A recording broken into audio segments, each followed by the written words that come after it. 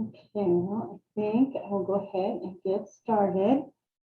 Welcome everyone to session 10 on the 20th annual Northwest Interlibrary Loan and Resource Sharing Conference.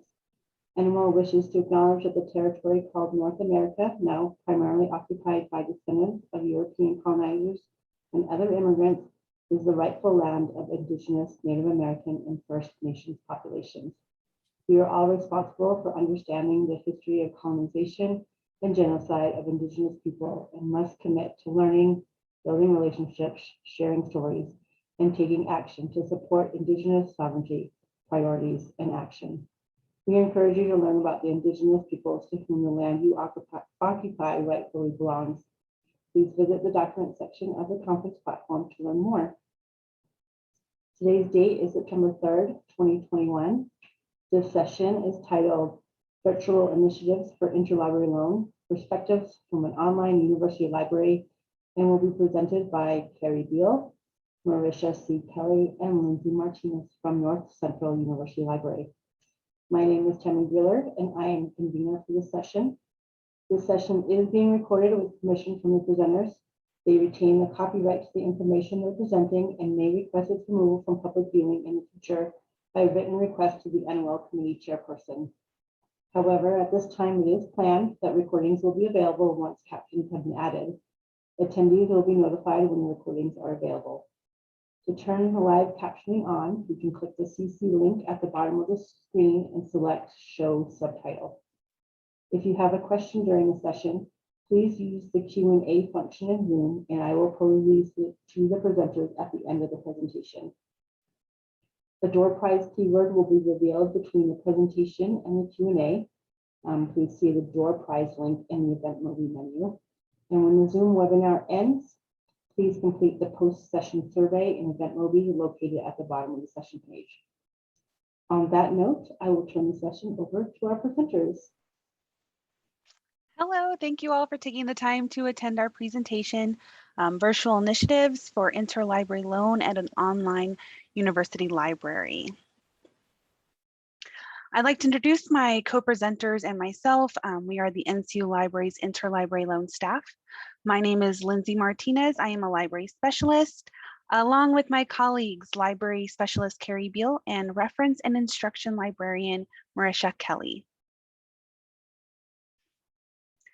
In our presentation today, we hope to discuss Northcentral University's Interlibrary Loan Program in a 100% remote environment. We're going to share our experiences, challenges, and the best practices we implemented when migrating from our previous ILLiad platform to Tipasa. Additionally, we are going to share with you our strategies for promoting the ILL service, as well as the other alternative methods we use for finding needed research resources. So getting started, we're going to begin with some background on Northcentral University, the NCU Library, and our Interlibrary Loan Program. Northcentral University was founded in 1996 as a 100% online university, utilizing a unique one-to-one learning model with weekly course starts. NCU offers bachelor's, master's, and doctoral degrees. 98% of our students are in the graduate students. 69 of those are pursuing a doctoral degree. Our current FTE is about 6,380 students, and we have students from all over the world, currently spanning about 58 countries.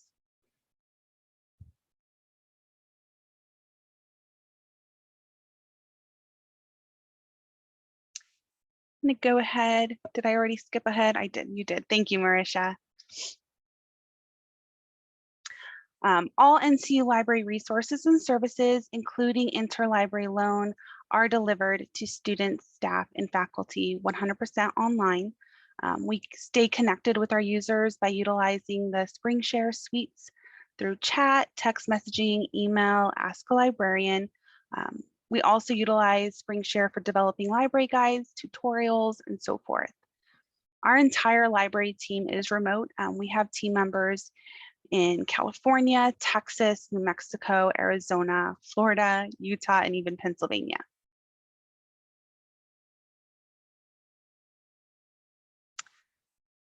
So North Central University Library does adhere to CON2 guidelines. We provide interlibrary loan services to currently enrolled students, faculty, and staff. We only process requests for articles, book chapters, reports, and other resources when they're not available through full text through the NCU Library collections. Several years ago, we were processing physical book lending. However, that practice was phased out as it did not meet the needs of our unique model. The restrictions we have in place for ILL include not processing physical book requests, no more than one article per patron from the same journal, title, volume, and issue, if published within the last 5 years, and no more than 5 articles from a single journal that's been published within the last 5 years. And additionally, we only do a single chapter book request or 10% of the total length of a single book. On average, our turnaround time is about 3 days. However, we do let our students know a 5 to 7 day turnaround time, just so that they can prepare for how long it may take to get a resource back through Interlibrary Loan. So here we're looking at a glimpse of our borrowing statistics for the last 12 months. As you can see, most of our requests take less than 3 days to be filled. Our canceled requests can be for several reasons, including locating the resource in our collection or through an open access option. Requests can be canceled because they also went against our policies. Obviously, a full book request would be canceled. Our purchase requests include paying IFM to lending libraries or purchasing the resource through the Get It Now service. The lending module is currently shut off. However, we are looking to develop an institutional repository and investigating ways to integrate with Tipasa to fulfill a more reciprocal role in resource sharing.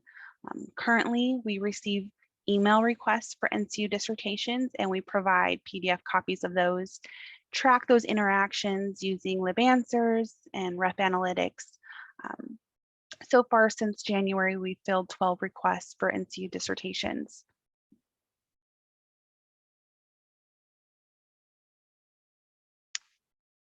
We review our interlibrary loan and Get It Now usage data along with RefWorks citation stats to determine journal and or collection package acquisitions to meet the demands of students, faculty, and staff. So if a journal has hit copyright, we'll assess whether to subscribe to the journal through EBSCO's journal service or multiple journals. We will evaluate if it's the same publisher, if we hit copyright, to consider upgrading our current subscription package. I'm going to pass it over now to our reference and instruction librarian, Marisha Kelly.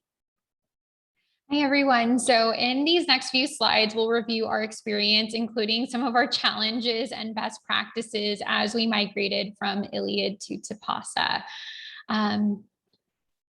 So that being said, implementation of any new system requires key planning and collaboration, as well as skilled employees to drive the project to completion. It further necessitates, time, effort, coordination, and lots of communication. Library staff, our Department of Information Technology, our marketing team, and of course, OCLC's, Tipasa's implementation team, work collectively to successfully implement Tipasa at our institution. For more than a decade, we did use ILLiad as a self-hosted site, and we actually started the implementation process for Tipasa in September of 2018, but due to a couple of setbacks, including library staffing, some technical setbacks with our IT, as well as a university merger, we had to postpone our initial migration. So on our second wave, our project timeline spanned about 8 weeks, and we had more than 30 hours devoted to just library staff training. And this timing also worked in our favor as additional enhancements to Tipasa were rolled out by the time we joined the cohort for a second time. And this allowed us to kind of take on those trainings as a refresher. I'm happy to say that we did complete our transition in August of 2020. So I'm happy to be here with you all and with our team, presenting with you all on what we call our Tipasa-versary.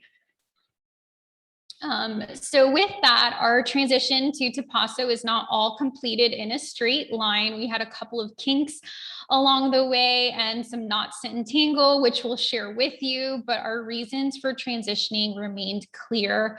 To maintain our ILL service, first and foremost, we had received initial notification for previous discontinuation of the service for ILLiad, and we were working as a remote team using a self-hosted service that also had its challenges, especially with remoting into our hosted server and loading clients on new work laptops.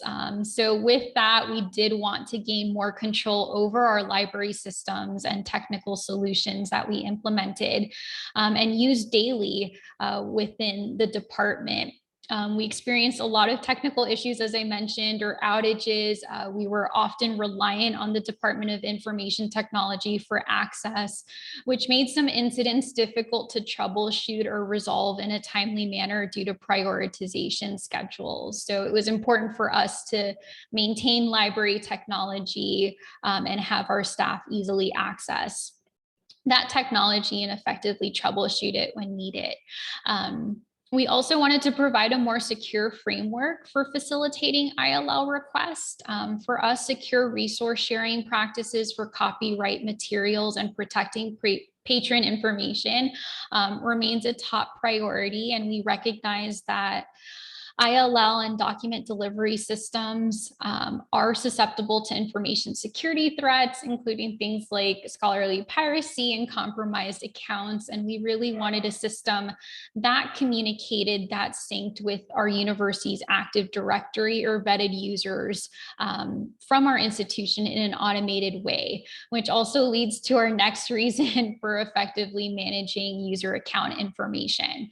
And overall, we wanted to create an improved user experience for our interlibrary loan service, and we definitely looked forward to the enhanced features that Tipasa could provide, including users being able to opt in to receive text messaging updates regarding the status of their requests, as well as more responsive web page design, more intuitive page design, and our forms being more user-friendly overall. So we definitely understand that ILL is a service of need, and users may not necessarily seek out interlibrary loan until they realize that they require the access to a resource that's needed for research. But we definitely wanted to stay ahead of the curve and provide timely and comprehensive communication about the forthcoming changes, especially for those users who are, heavy hitters with ILL. So a couple of things here, we worked with our marketing team to send out 2 university communication emails to all students, faculty, and staff. We did post library alerts and kept those up throughout the 8-week timeline that we had. In ILLiad, the library's homepage, our University Commons, which is actually pretty much a communication platform where students can interact with one another along with faculty and staff. And Lindsay will share a little bit more about the University Commons, as well as announcements we had in NCU1, which is our learning management system through D2L. We also notify the IT service desk of upcoming changes. And this is attributed to how our ILLiad service was set up. We would get a lot of requests from students going through the service desk to kind of troubleshoot their issues if they were having, trouble with submitting a request or needed assistance with resetting their passwords. Oftentimes they would call the IT service desk instead of the library directly. So we just wanted to let our teammates know to expect any changes with that. And then we also hosted library workshops and Q&A sessions every week as we transitioned to the service, just to make sure that we had some dedicated time to meet with users, answer any questions, any concerns, and show them how to navigate the new system once it was implemented. So just reflecting on authentication, access, and system support in our transition from ILLiad to Tipasa, again, providing secure authentication to our ILL service for affiliated users of NCU and maintaining our user privacy were key objectives.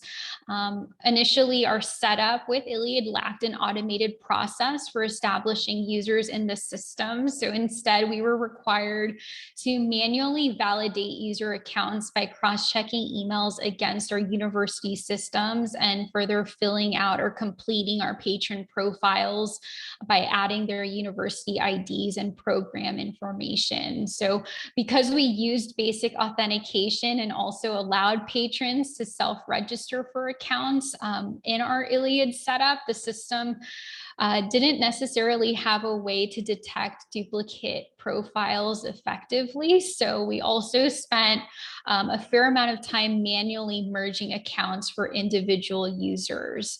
And our service is only, again, provided to students, faculty, and staff of the university. And we didn't necessarily have a reliable way to filter current and active users in ILLiad, since it wasn't tied to university authentication and systems for statuses.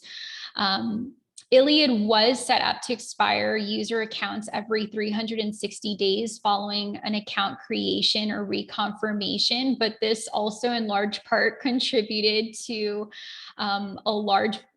the large volume of duplicate accounts that we had. And at the time we had over 20,000 accounts in ILLiad, with only about 6,000 of those being active within the last year. So there was a lot of cleanup that would have taken us a lot of time.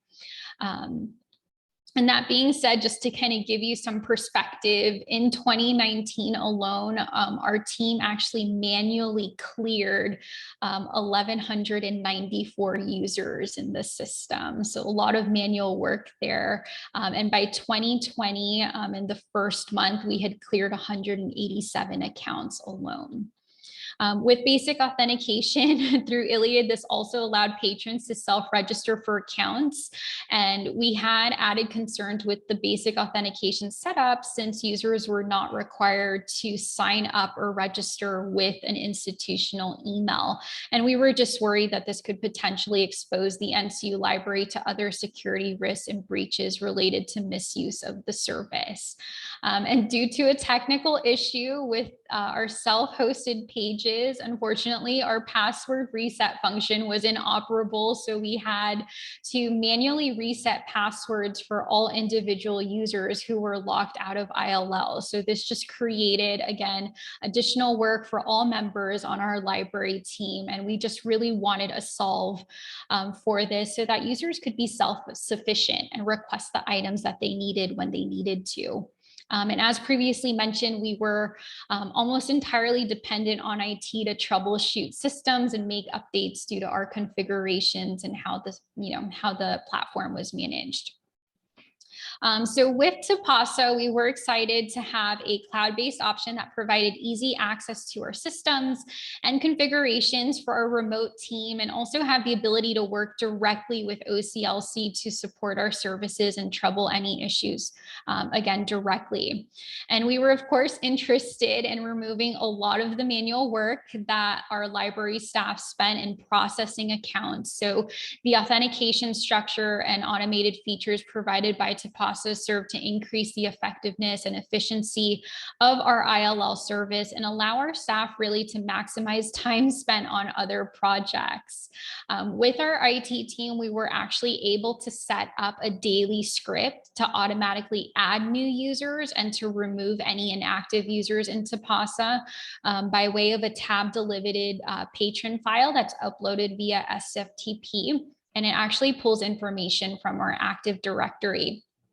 And again, user accounts are now tied to an individual user's institutional email, and password management is the sole responsibility of the user. So a student or a faculty member can initiate a password reset on their own.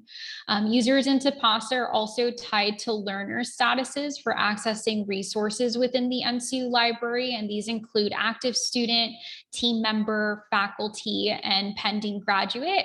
So library staff no longer have to manually confirm, merge, or deactivate individual user accounts. This setup has also provided us with more granular statistics about who our users are, and you can see how we've been able to tie additional details to user profiles using the patron load. So we do have defined patron types, which include certificate students all the way through doctoral students, faculty and staff, as well as students from our law program. And then we use the pickup location in a slightly different way. Obviously, being remote, you can't pick up physical text from our university, but we do use this to kind of confirm what school or what program students are tied to. And the last two bullets here, we've taken full advantage of the branding capabilities and customizations with Tipasa for our user-facing pages. And Kerrie will actually share how we've set up our user-facing pages and leverage some of those automated features and tools on the back end that we use for staff. So I guess the question becomes, how did we manage such a complex project remotely and over the course of 2 years? So during this transition, we did have bi-weekly meetings with IT and weekly meetings with library staff. And we did, again, join those office hours hosted by OCLC's Tipasa implementation team to review our progress and our questions. But we also used a product by SpringShare called libcrm to manage all of the associated project tasks and keep track of communication. So this platform in particular offers a collaborative workspace for completing tasks, associating follow-up tasks, marking items as complete. There are also features for storing all relevant documents and notes in a single space. We often used the discussion area amongst our library team just to recap meeting summaries with IT, which were very important to track progress on the system side. And then also a place to hold our notes for weekly library team updates. And my favorite feature was that you can maintain all vendor communication in one place. So emails are saved to the system and all associated team members for the project would have access to those communication streams. So I don't know what your inbox looks like daily, but it was nice to have a central space for all of these really important emails related to the project to be saved to automatically.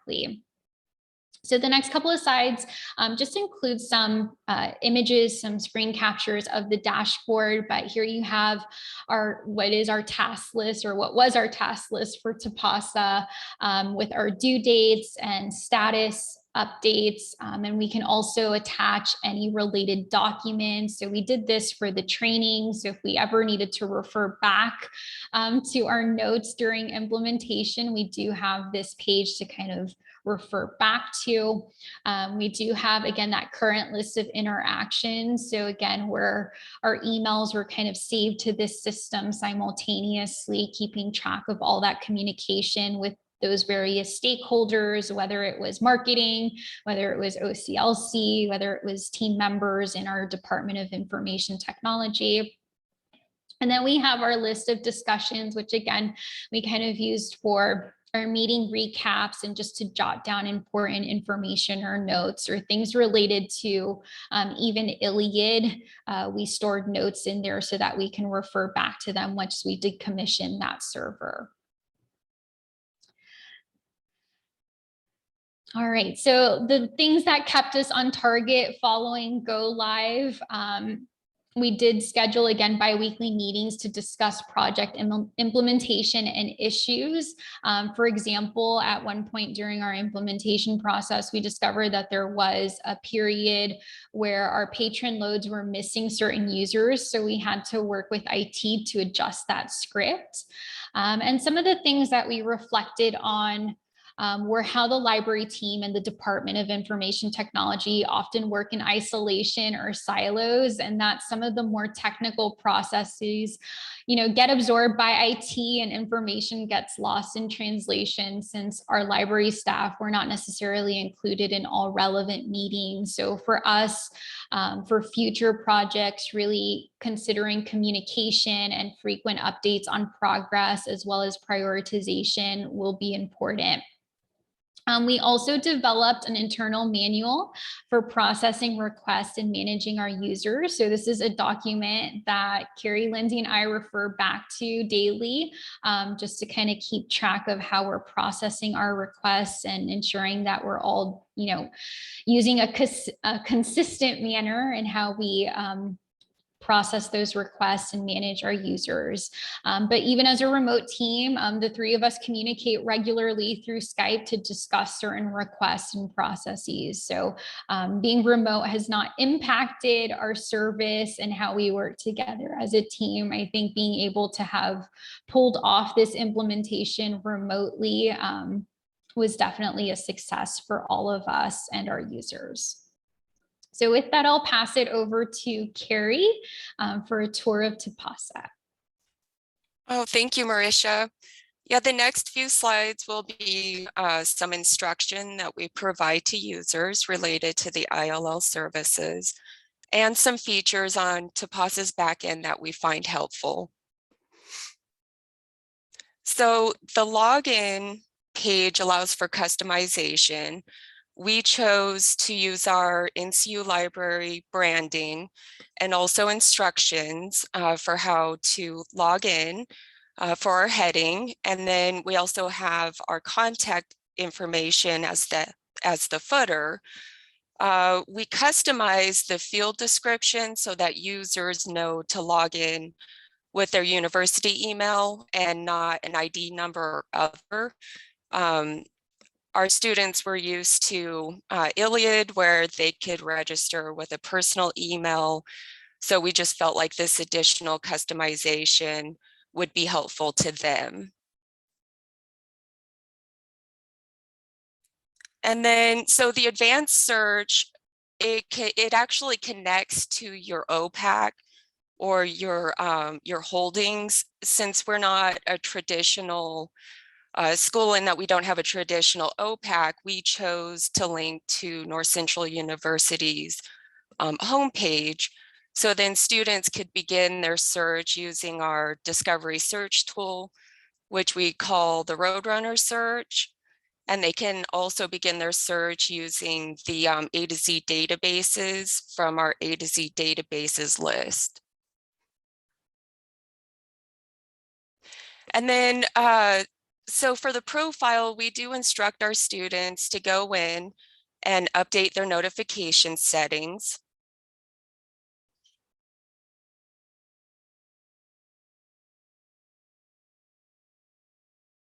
We were excited about this because we know our students don't check their NCU email as frequently as maybe a personal email. So through our workshops and LibGuides, we teach our users to go in, add an alternate email, which could be their personal email. We were also excited about the SMS text messaging option for our users. This was something we didn't have set up with ILLiad, so it definitely felt like a benefit for our users.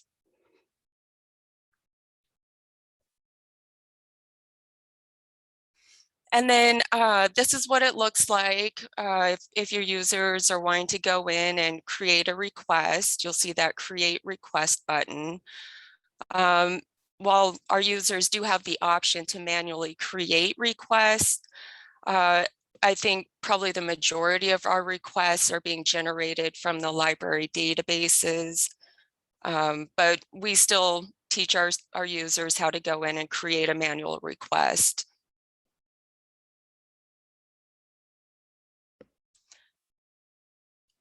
Okay, so users, let's see, sorry, lost my place. We actually customize 3 different forms to meet our unique needs. We have the article request form, our book chapter request form, and then the other dissertation, thesis, conference paper.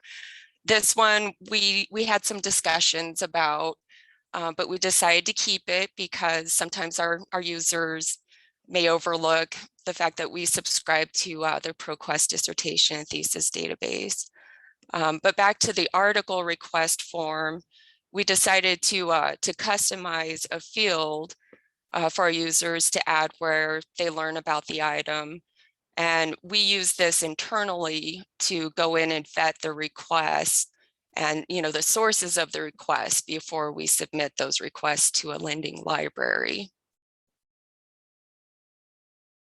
And so Lindsay's going to go over some of the workshop information, but these slides we use to teach our students, faculty, and staff how to use this service. So you'll see the instructions on the right-hand side. The book chapter request form is very similar. However, we did make the chapter title field a required field in hopes of minimizing the number of print book requests we receive. I think if students or users are submitting requests from the databases, it will include this information, but sometimes if they're manually adding the information, they'll tell us that they want all chapters.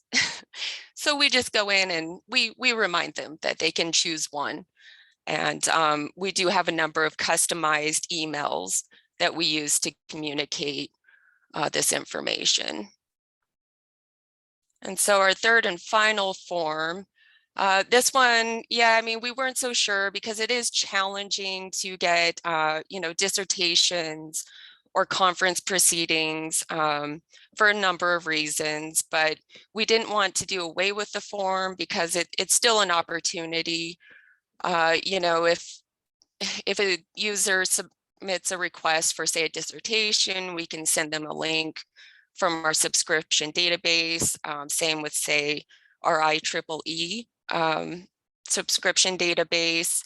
But occasionally we can fill requests for conference proceedings, and that's thanks to the lending libraries who may be able to do that for us.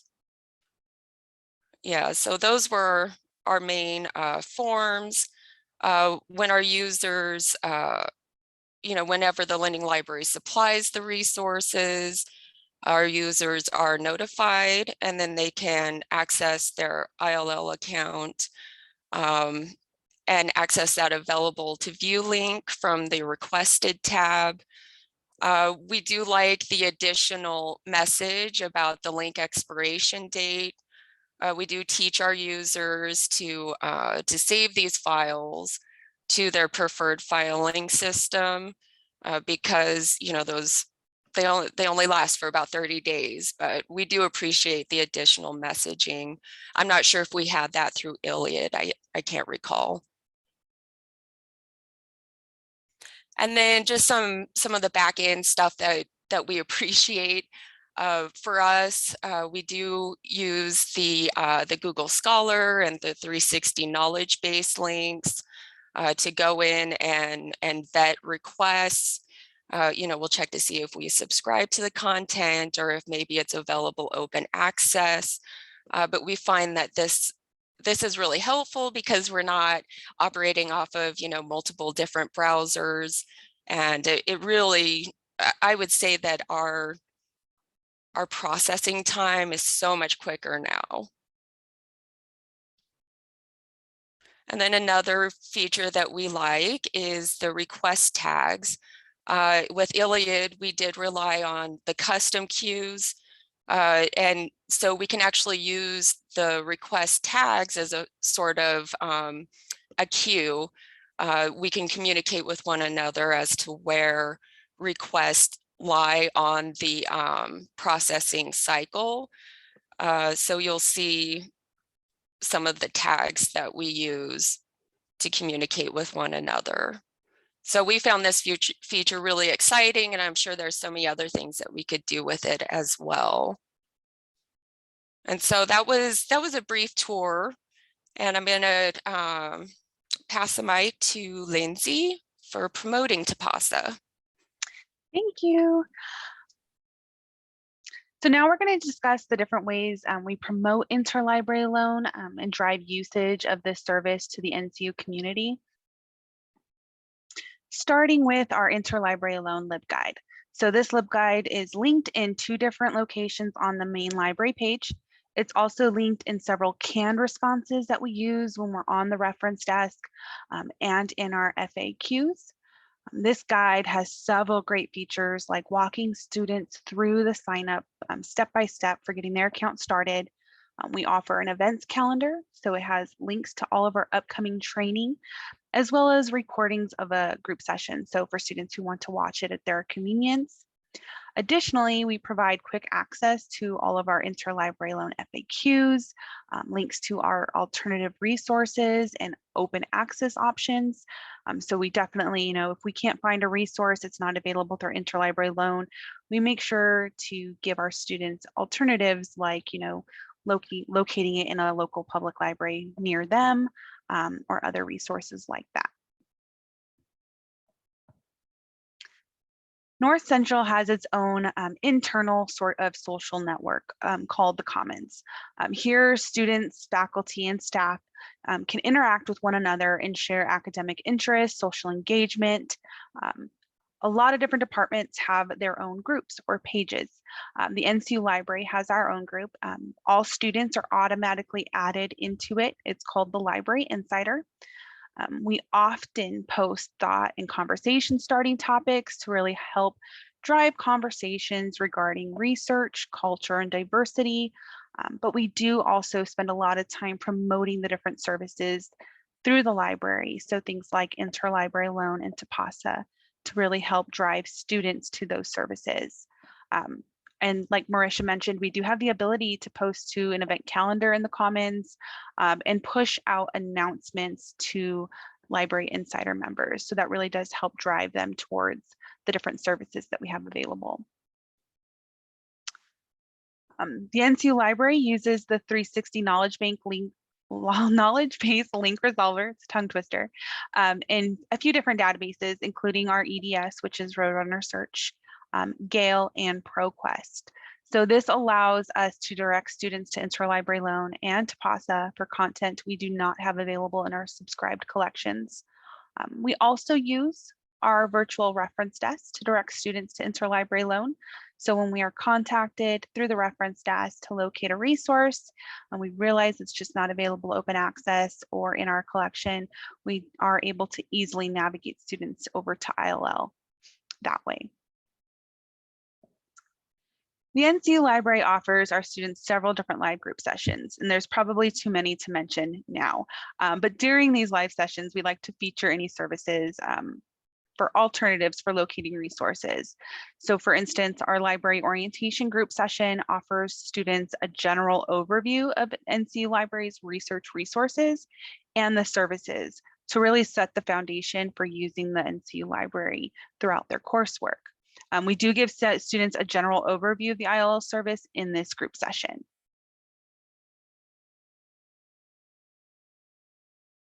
Our Get It with ILL and Overview workshop is dedicated only to ILL. So we go over things like our ILL policies, using alternative tools and resources, and then we spend a lot of time walking students through the account creation, showing them how to submit those requests in the Tipasa system.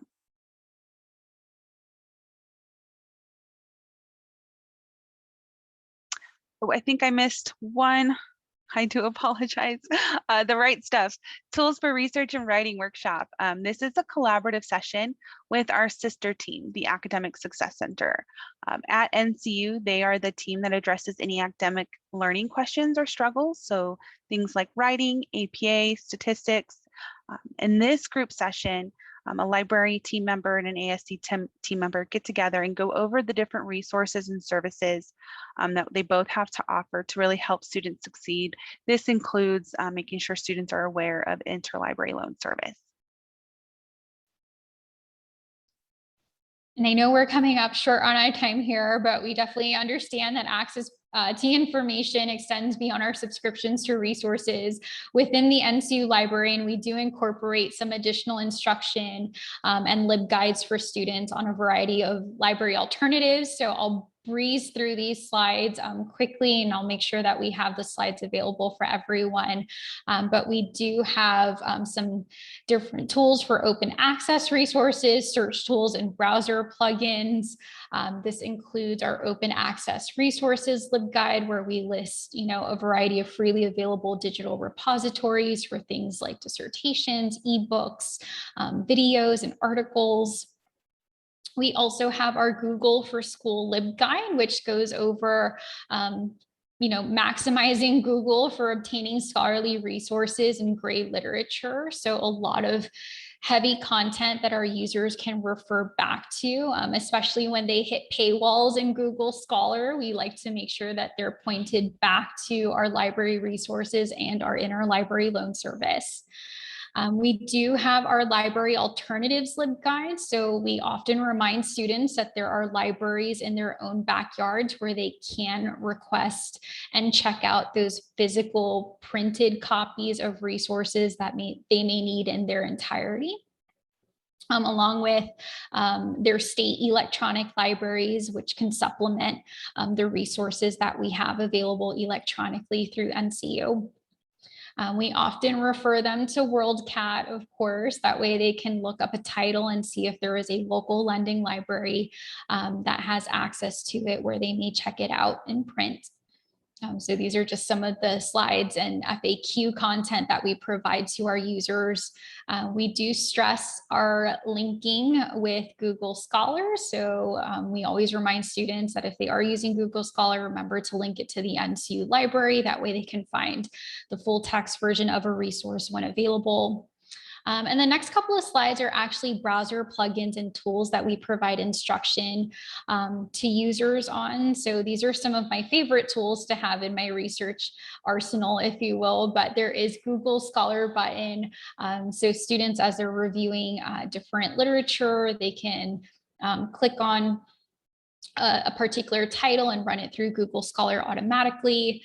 You've got EndNote click, unpaywall, and open access button. So these are all resources that provide free access to scholarly papers if available. We encourage users to install all of these different plugins, because in this particular example, you could see that EndNote click could locate a copy, an open access copy of an article, while unpaywall did not. And the last browser plugin I'll share with you quickly and just name here is Library Extension. And this is actually a plugin extension that allows you to view instant availability information for books in your local library that you have defined through the plugin. So a quick little overview of some browser plugins, tools, and open access resources that we share with our users. And that being said, any questions, our team is happy to answer. You have our contact information here, and I will share the last slide. Maybe the most important slide of the presentation is the door prize challenge. Thank you so much for your presentation. So the door prize is Tennessee Park, has no entrance fee. It is one of the most visited in the US, and the answer is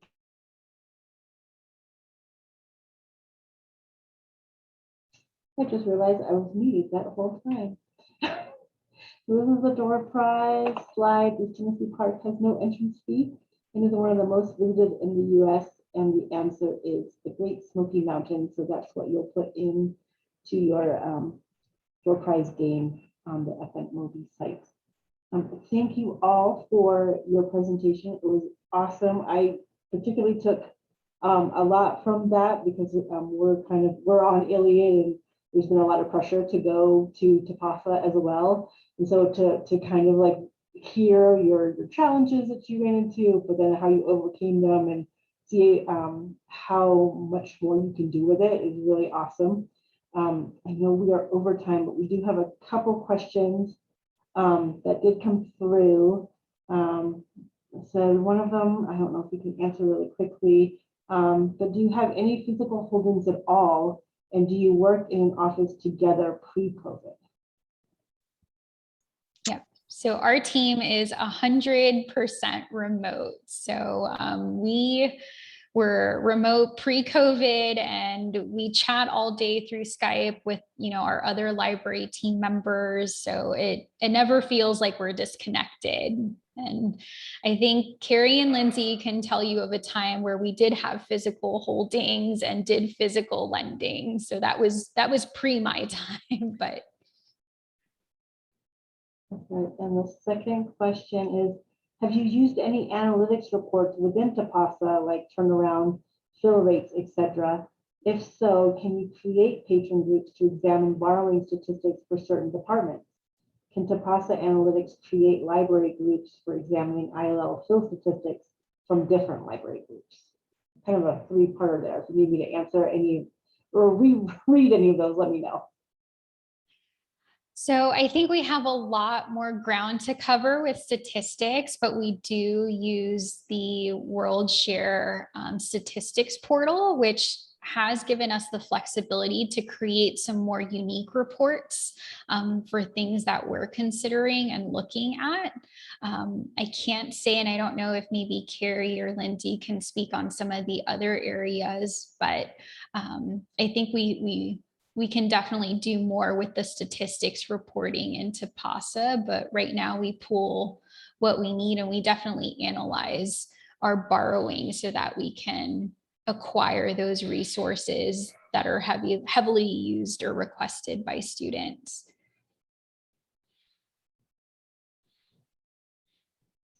I think, okay, no one came in. Does your library use DocLine for ILL? If so, what troubleshooting issues did you encounter with implementing Tipasa while using DocLine? Yeah, unfortunately, we do not use DocLine, so we don't have any experience with, with the transitioning.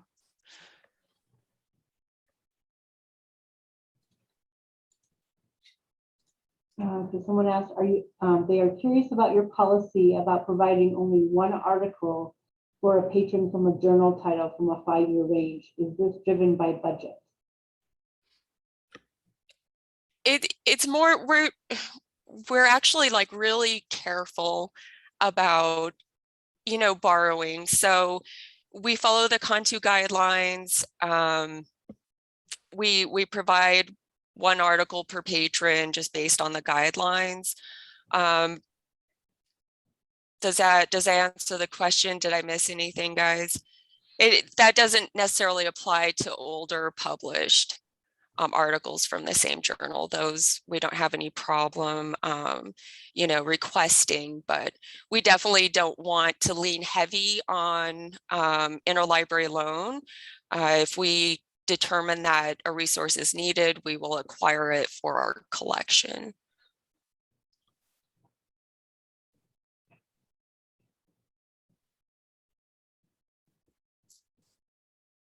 Okay, I don't see any other questions that have come in.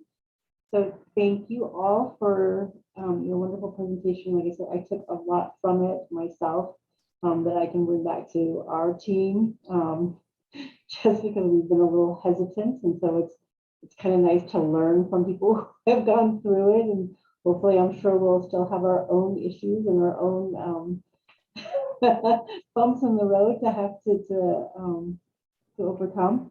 But thank you all so much, and hope to see you at other sessions. Thanks, everyone.